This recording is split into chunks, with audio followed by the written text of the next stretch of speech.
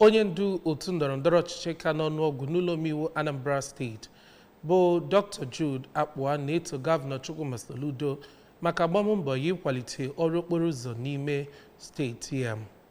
Dr. Akpua nyere otuto mgbe ọ na-eleru ka ọrụ si aga bụ ọrụ ngharị okporo ụzọ si Ọkụzụpụta Aba gaba Ukpo ma gabakwa Abagana nke gọọmenti Anambra steeti na-arụ.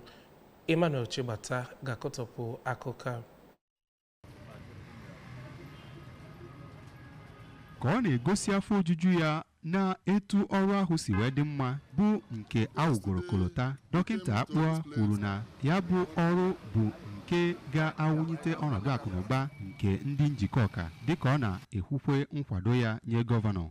Onye meyọ nke njikọ ọka kansụl Barrister Chinedu Ọnọniba nakwa onye President General nke Abagana Welfare Union Injinia Ben Okongwu kenere gọvanọ maka ime ka ahụhụ ndị ebe ahụ na-ata belata, kwekwa nkwa na ndị obodo ahụ ga-aga n'iru na-akwado gọvanọ Soludo. Onye ọrụ ngoji ya bụ ọrụ Injinia Benjamin Akabike kwere nkwa na ya bụ ọrụ bụ nke akpachapụrụ aka n'anya wee na-alụ ma kwuzie na ọ bụ ọrụ nke bụ ejesia ọgwụ.